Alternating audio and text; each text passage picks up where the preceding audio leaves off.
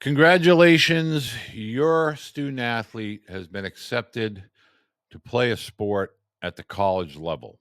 And now, unless you have a full scholarship, the first thing you're thinking about as a parent, if we're being honest, how am I going to afford 4 years or potentially 5 years at this academic institution?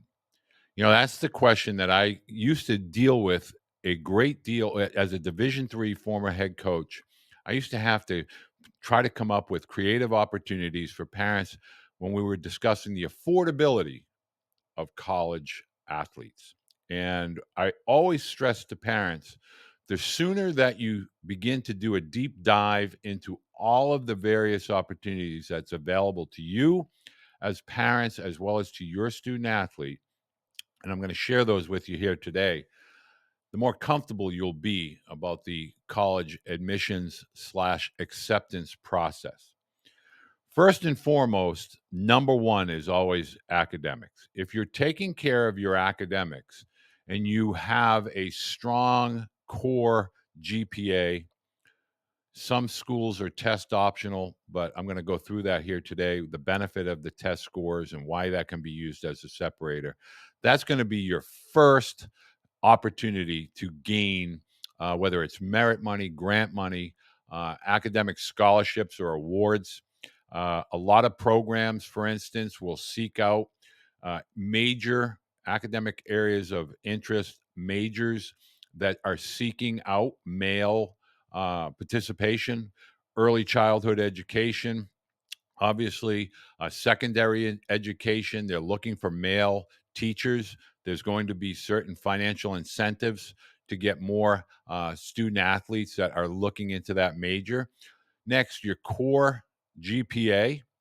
As long as you maintain a certain threshold academically throughout the years of college, you're going to get merit money or grant money, aid, academic aid.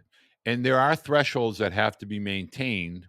And once you're in a college and you're getting a certain level of academic money, they want to maintain, they want your student athlete to become a graduate of that university.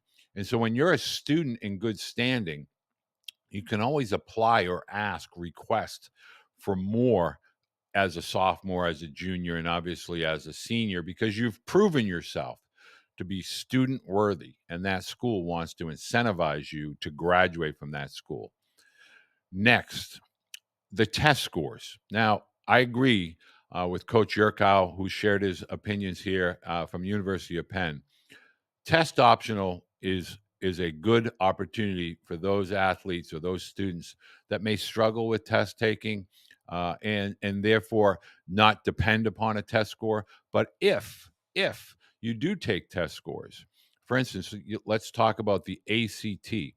Typically, every point higher than 27 for most universities is going to increase your award, your academic award. So if you're at 27 and you take it again and you go up to 29, you may see an extra $5,000 to $10,000 in your financial aid award letter.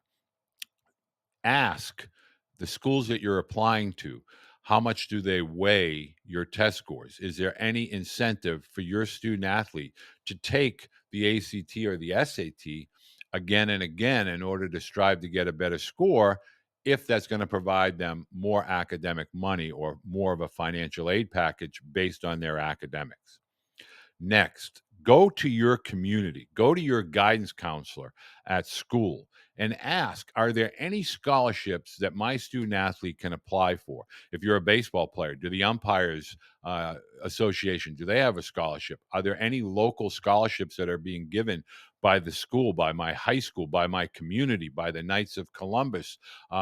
Anything that you can apply for, you want to ask your guidance office, check out in the local communities, ask other sports you may have participated in, ask and find out those awards that are given out within your community or within your school that your student athlete may qualify for. Little extra tip, bonus tip here. Let's say your student athlete has been accepted to a school and you filled out the FAFSA, and I'm going to get to that in a second. and you filled out the FAFSA, and they submit to you an award letter. And that award letter is good, but you're hoping for a little more. Secret tip: accept and appeal your award letter.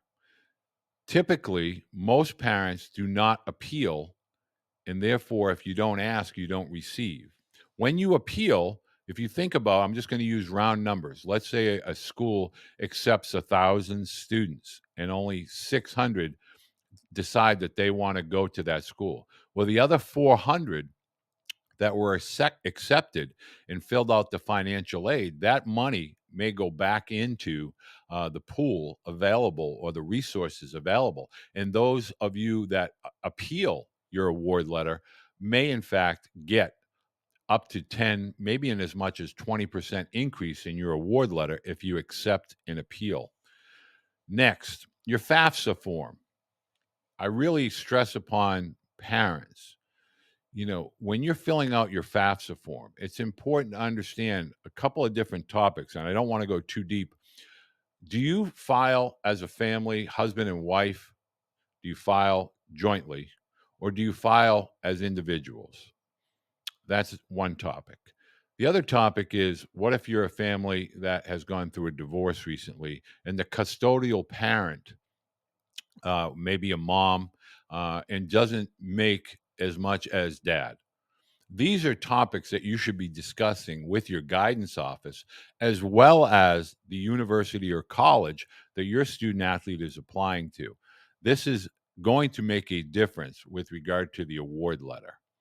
Finally, I want to talk to parents about the highly sought after, the all powerful athletic scholarship.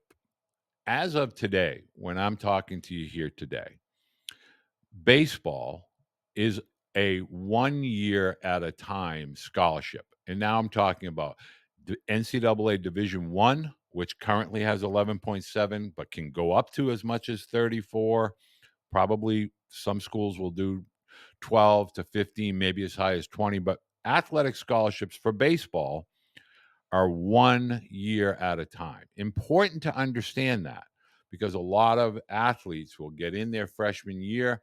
They're not happy. They didn't play enough. They didn't perform. Now you as a family have a big decision to make. Do you stay and maybe some of that money is taken away, or do you kind of look to transfer to someone to another school that might be more affordable? Always remember, baseball athletic money is guaranteed for 1 year. It's not a 4 year scholarship similar to basketball or football. Obviously, the baseball scholarship is a very, very unique animal that you as a parent need to understand. For these types of videos, I would love, first and foremost, for you to hit that thumbs up. I need people, if you do nothing else, just hit the thumbs up. Love for you to subscribe, share the channel. Sharing is caring. Let your family know, let your baseball friends know about the channel.